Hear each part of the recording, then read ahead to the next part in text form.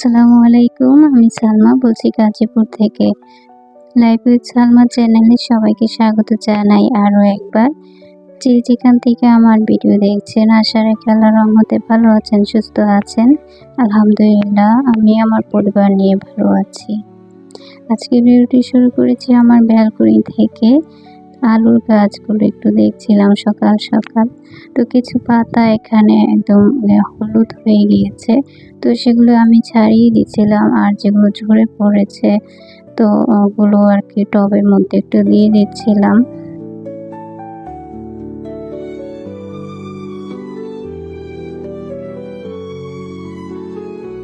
এরপর চলে আসলাম আমার সে চিরচেনা বেডরুমের জানলার পাশে। তখন বৃষ্টি হচ্ছিল আর কি, তো ভাবলাম একটু ভিডিও করে নেই। তো খুব ভালো লাগছিল বৃষ্টি দেখতে, তাই আমি নিচে একটু ভিডিও করে নিলাম।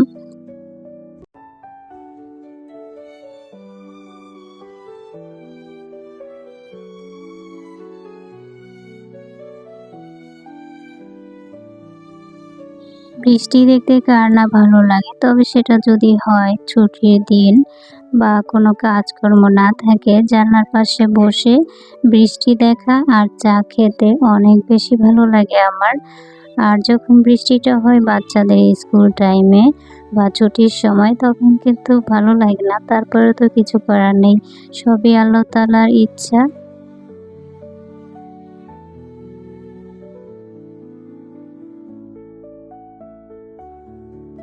এরপর চলে আসলাম অবশেষে কিচেনে, যেহেতু বৃষ্টি হচ্ছে আর আমার হাজব্যান্ড কিন্তু ওই দিন বাসায় ছিলেন না। এই ভিডিওটা যেদিন করেছিলাম উনি গ্রামের বাড়িতে ছিলেন।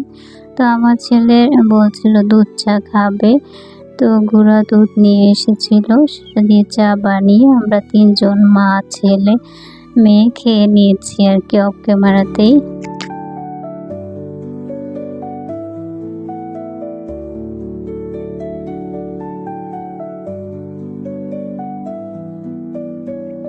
খাওয়া দাওয়া শেষ করে আমি অনেকটা সময় পার করেছিলাম, সিরিয়াল দেখছিলাম বসে আর আপুদের ভিডিও চালাচ্ছিলাম।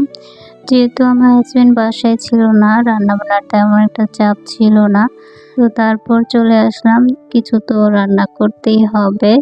তো এখানে করলা ভাজি বসিয়ে দিচ্ছি, আর হচ্ছে পাশের চুলায় আমি কাচকি মাছ হাতে মেখে আর কি চচ্চড়ি করে নেব, তো সেটাই করছিলাম।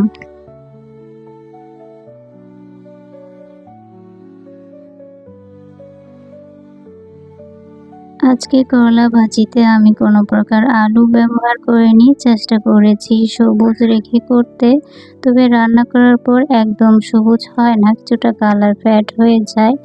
আর এভাবে করলা ভাজি করলে আমি করলাটা আগে ভালো করে লবণ দিয়ে কচলিয়ে নেই, এতে করে তিতা ভাবটা চলে যায়। তবে তিতা ভাব চলে যাওয়ার জন্য হাতে ঘষলে ভাজি করে, এতে করে কিন্তু করলার পুষ্টিগুণ থাকে না আমার মনে হয়।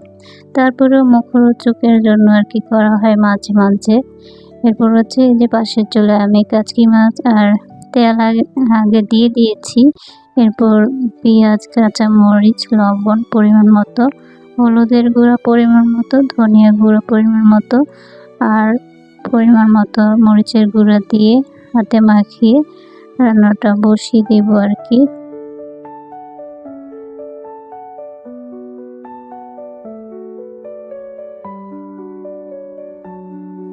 আমি কাচকি মাছ খেতে অনেক পছন্দ করি, আমার বাচ্চারাও পছন্দ করে। কাচকি মাছে তো তেমন কোনো কাঁটাই নেই, আর খেতেও সুস্বাদু, আর কাচকি মাছ রান্না করাটাও খুব সহজ।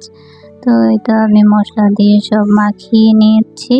এরপর সামান্য একটু পানি দিয়ে দিব আর কি, হাতে যে মশলাটা লেগে আছে তো এটাও এখানে মিশে যাবে।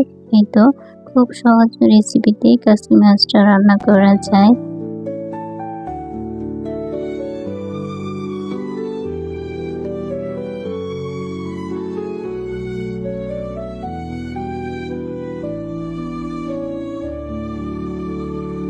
এরই মধ্যে আমার রান্নাটা হয়ে গিয়েছে, এখন নামিয়ে নিচ্ছি।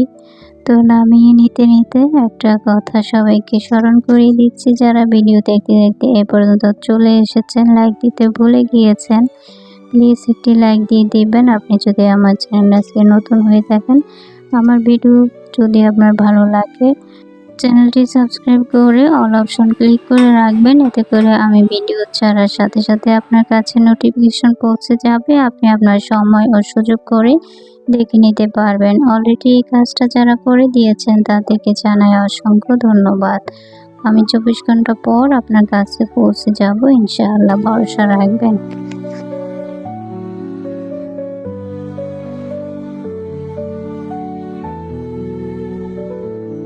আমার গত ভিডিওতে যতগুলো কমেন্টস এসেছে আমি সবগুলোই দেখে দিয়েছি। ২-১টা আপুর ভিডিও ছাড়া তাদেরগুলো দেখে দেব ইনশাআল্লাহ।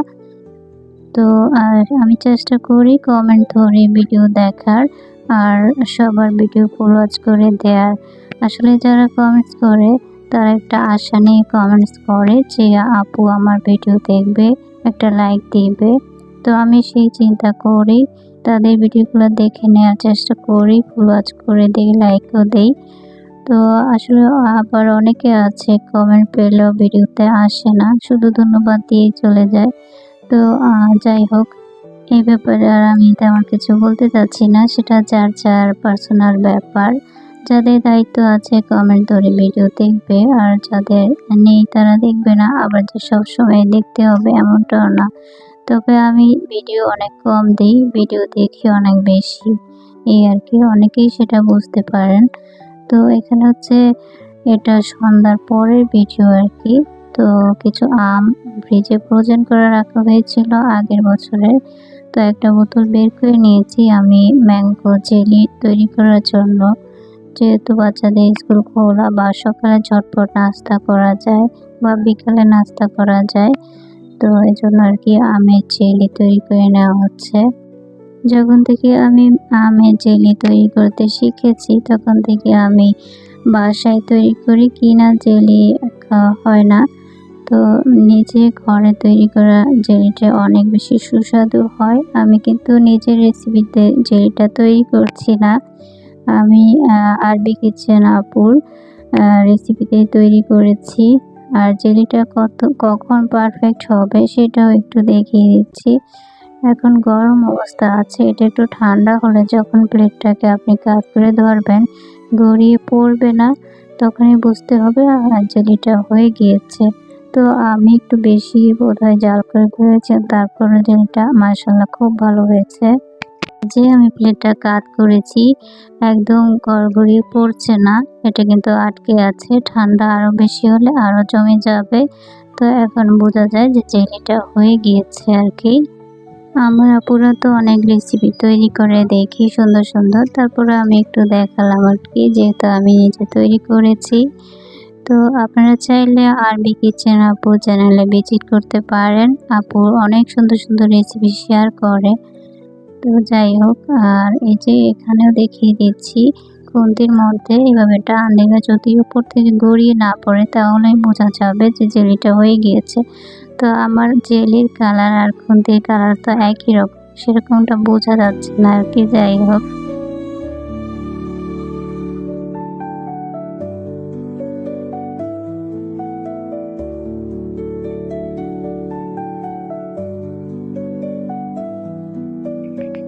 এটা হচ্ছে রাতে খাওয়া দাওয়ার পর আমি আম কেটে নিয়েছিলাম। তো আম খাবো।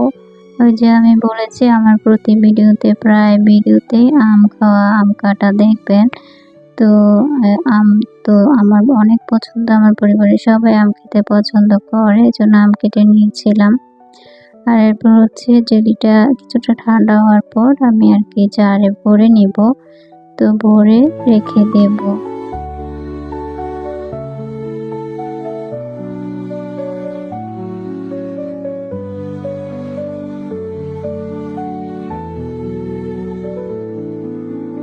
এখানে হচ্ছে আমি ১ লিটার আমের পিউরি নিয়েছিলাম। তো সেটা দিয়ে এতটুকুই হয়েছে। একটা জারের মধ্যে ধরেছি, আর কিছুটা বেশি আছে সেটা আমি একটা কাপে রেখে দেব। জেলিটা তৈরি হওয়ার পর আমার ছেলে হচ্ছে দোকান থেকে পাউরুটি নিয়ে এসেছিল। তো আমরা ৩ জন কিন্তু পাউরুটি দিয়ে জেলি খেয়ে নিয়েছিলাম। অফ ক্যামেরাতে। তারপর কিন্তু রাত্রে খাওয়া দাওয়ার পর আমি যেটা বয়ামে ভরে নিচ্ছি আরকি। তবে একটু গরম, গরম অবস্থায় ভরতে পারলে বেশি ভালো। আমি রেখে দিয়েছিলাম। তারপরেও খারাপ হয়নি। আলহামদুলিল্লাহ খুবই ভালো হয়েছে। খেতে খুবই সুস্বাদু হয়। নিজের হাতে তৈরি করা খাবারের স্বাদ ও পুষ্টিগুণ অনেক বেশি ভালো হয়ে থাকে বাইরের খাবারের থেকে।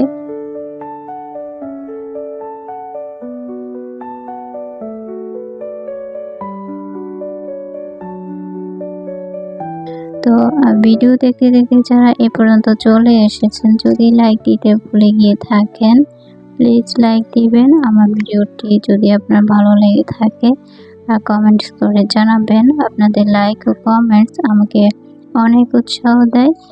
আজকের মতো ভিডিও থেকে বিদায় নিব। ইনশাআল্লাহ দেখা হবে পরবর্তীতে। ততদিন আল্লাহ সবাইকে ভালো রাখুক, সুস্থ রাখুক। আল্লাহ হাফেজ। আসসালামু আলাইকুম।